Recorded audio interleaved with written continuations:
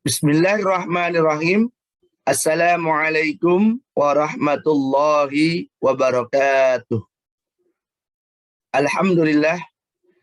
Alhamdulillahi rabbil alamin. Wassalatu wassalamu ala nabiyyina al-mursalin.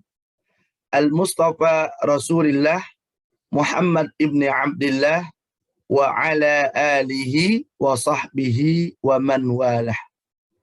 Qala Allah Ta'ala fil Qur'anil Karim wa indahu mafatihul ghaibi la ya'lamuha illa hu wa ya'lamu ma fil barri wal bahri wa ma tasqutu min waraqatin illa ya'lamuha wa la habbatin fi zulumatil ardi wa la ratbin wa la yabisin illa fi kitabim mubin. Subhanak la ilma lana illa ma 'allamtana innaka antal alimul hakim wa 'allama kama lam takun ta'lam wa kana fadlullahi 'alaika 'azima. Amma ba'du. Alhamdulillah, segala puja, puji dan syukur hanya milik Allah Subhanahu wa taala yang telah memberikan kita kemudahan untuk bisa berinteraksi dengan Allah, untuk bisa berkomunikasi langsung dengan Allah melalui Al-Quran. Sebagaimana sabda Nabi besar Muhammad sallallahu alaihi wasallam, "Man arada ayyatakallama ma'allah falyaqra al-Quran."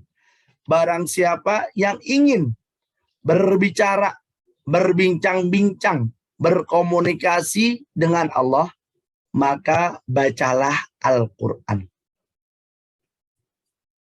Pada kesempatan kali ini, kita akan sama-sama mempelajari tentang qalqalah.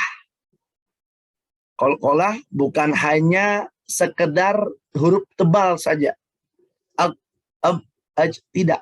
Akan tetapi ada pemahamannya, ada tingkatannya, ada cara membacanya. Dengan kita memahami qalqalah, maka kesempurnaan pahala membaca Al-Quran akan kita dapat. Karena sesuai dengan apa yang diajarkan oleh Rasulullah Sallallahu Alaihi Wasallam melalui malaikat Jibril.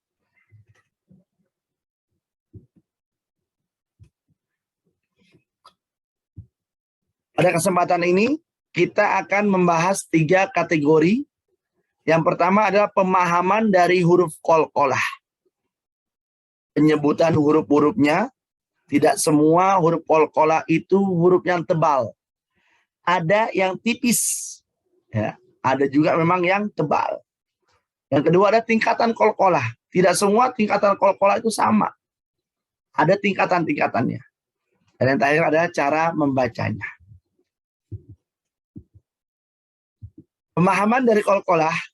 Qalqalah merupakan salah satu sifat huruf yang tidak berlawanan.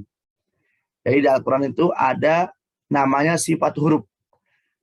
Ada yang berlawanan, ada juga yang tidak berlawanan. Nah, qalqalah ini merupakan sifat huruf yang tidak berlawanan. Secara bahasa artinya adalah at-tahqiq, bergerak atau pantulan. Seperti kita melempar bola, ting, gitu kan. Nah, pantulan itu disebut dengan qalqalah. Bukan tebal, tapi pantulan. Nah, dalam istilah ilmu tajwid, qalqalah adalah memantulnya suara huruf yang sukun pada makhraj sampai terdengar tekanan yang kuat. Jadi huruf tersebut harus sukun. Kalau nggak sukun berarti dia tidak ada tekanan. Dan tidak dinamakan juga sebagai qalqalah karena nggak ada tekanannya. Nggak ada. Nah, ini menurut bahasa. Menurut ilmu tajwid istilahnya. Nah, kita akan lihat bagaimana huruf-huruf qalqalah. Yang pertama adalah huruf qaf. Huruf qaf ini berada di pangkal tenggorokan. Qa. Ya. Ini agak susah. Karena pertama di aqsal halqi. pangkal tenggorokan. Yang kedua, huruf to.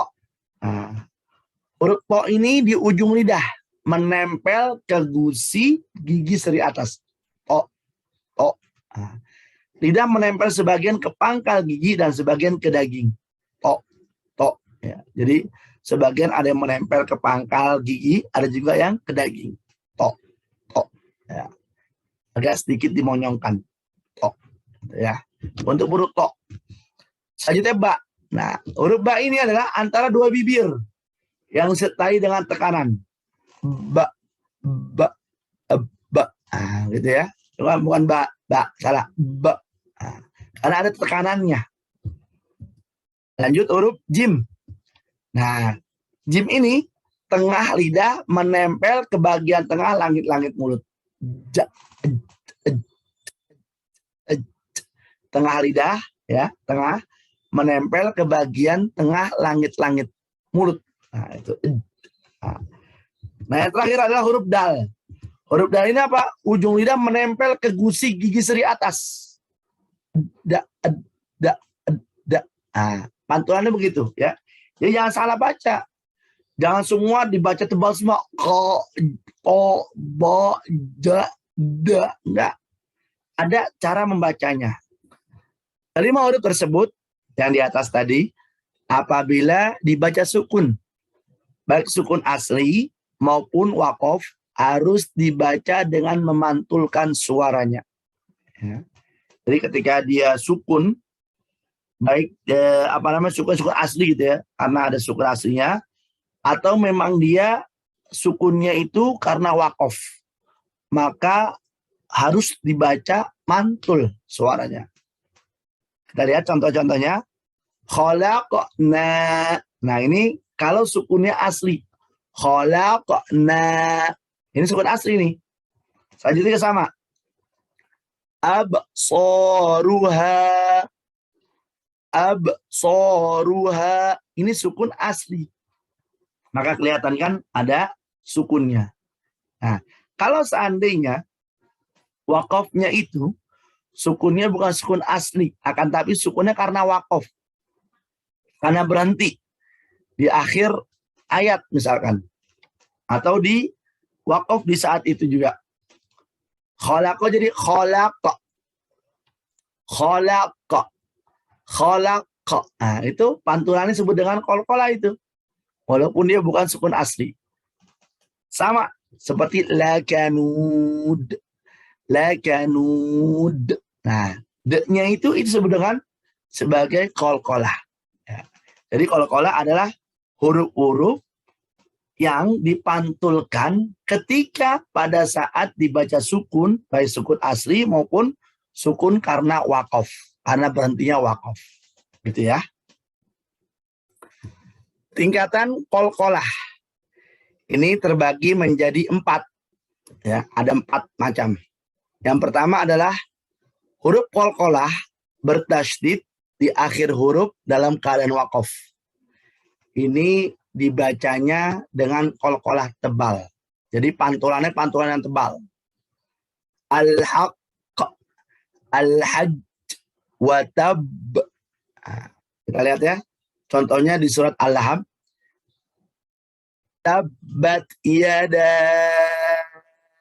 abi lahabin wa tab. Ini qalqalahnya bisa dengan qalqalah tebal. Ya. Karena hurufnya bertasydid dan juga wakof. Yang kedua, huruf qalqalah wakof dengan sukun asli. Atau bisa juga dengan sukun yang disebabkan karena wakof. Berhenti di akhir ayat. Jadi bukan tidak berhenti, tapi berhenti. Makanya kita qalqalahkan. Contohnya apa? Yang sukun asli. Wa ila rabbika farghab. Ini qalqalah tapi nggak terlalu tebal seperti yang pertama tadi. Ataupun di surat At-Tariq. Was-samaa'i wat-tariq. Ya, itu qalqalah. Selanjutnya, huruf qalqalah yang sukun asli di pertengahan kalimat. Nah, ada kan nih di pertengahan kalimat, dilihat ternyata ada huruf qalqalah sukun. Nah, ini juga dipantulkan. Wajib harus dibaca qalqalah. Tapi pantulannya tidak sama seperti yang pertama dan yang kedua. Biasa saja. Khalaqna latublawunna fi amwalikum wa anfusikum. Khalaqna samawati. Nah, itu ya. Qalqalah tetap, tapi tidak sebesar, setebal dari yang sebelum-sebelumnya.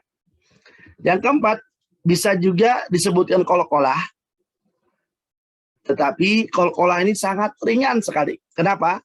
Karena hurufnya berharokat. Nah, kalau sebelum-sebelumnya kan hurufnya kan sukun semua ya. Nah, kalau yang ini hurufnya berharokat. Jadi pantulannya ringan sekali. Bahkan bisa tidak ada tubi'a. Tubi'a. Huruf qalqalah kan to, iya, tapi dia ringan karena bukan sukun. Inilah 4 tingkatan yang ada di huruf qalqalah.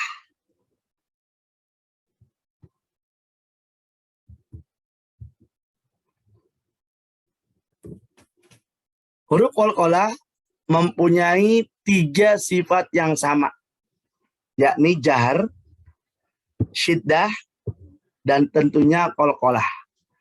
Jadi huruf qalqalah itu yang qaf, o, ba, jim, dal, itu memiliki 3 sifat yang sama. Jahar, jelas. Harus dibaca jelas semua huruf-huruf yang kelima tersebut. Qaf, to, ba, jim, dan dal. Syiddah, tekan. Dan tentunya qalqalah. Ya. Sebenarnya munculnya sifat qalqalah karena bergabung sifat jahar dan syiddah dalam satu huruf. Jadi udah dijelaskan, udah gitu juga disyiddahkan. Maka timbullah qalqalah. Jahar adalah tertahannya nafas. Dan syiddah artinya tertahan suara. Jadi tertahan nafas sama tertahan suara. Nah, maka terjadilah huruf qalqalah. Ada satu huruf lagi yang mempunyai sifat yang sama, yaitu hamzah. Namun hamzah tidak disertai qalqalah karena makhrajnya terlalu dalam, yaitu di pangkal tenggorokan. Ya. Jadi karena saking pangkal banget, hamzah tidak termasuk di huruf qalqalah. Walaupun yang sama, jahar, syiddah, dan tentunya qalqalah. Jadi apabila pembaca Al-Quran menyempurnakan sifat jahar dan syiddah pada qaf, to, ba, jim, dan dal yang kelima, maka akan muncul qalqalah. Ya. Jadi kalau seandainya disempurnakan nih sifat jaharnya dan sifat syiddahnya pada qaf, to, ba, jim, dan dal, maka sempurna akan muncul qalqalah. Huruf qaf dan to ketika sukun dibaca qalqalah. Ko sama to ketika sukun. Disertai tebal karena terdapat sifat isti'la. Nah, kenapa tebal? Karena hurufnya huruf isti'la, qaf dan to.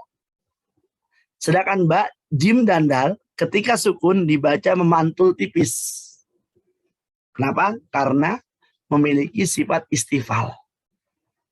Pengucapannya bukan pengucapan huruf yang tebal, tapi mengucapkan huruf yang istifal, yang tipis saja. Gitu ya. Inilah pemahaman tentang qalqalah. Kita berharap semoga apa yang kita pahami, apa yang kita pelajari bisa kita praktekkan. Indah rasanya memiliki suara yang sangat merdu dalam membaca Al-Quran. Akan tetapi lebih indah lagi apabila kita memahami kaidah-kaidahnya. Bagaimana tata cara membaca Al-Quran yang baik dan benar. Sesuai dengan yang telah diajarkan oleh Nabi besar Muhammad Sallallahu Alaihi Wasallam melalui malaikat Jibril. Dengan demikian maka pahala kesempurnaan membaca Al-Quran kita dapatkan. Ma'as safaratil kiramil bararah. Terima kasih. untuk kesempatan yang telah diberikan. Mohon maaf atas segala kekurangan. Semoga Allah Subhanahu wa Ta'ala selalu menanamkan dalam diri kita semua rasa ingin berkomunikasi, berinteraksi dengan Al-Quran. Al-Quranlah yang akan menemani kita. Bacaan Al-Quranlah yang akan menerangi kehidupan kita di dunia maupun di akhirat. Wallahul muwafiq ila aqwamit thoriq. Assalamualaikum warahmatullahi wabarakatuh.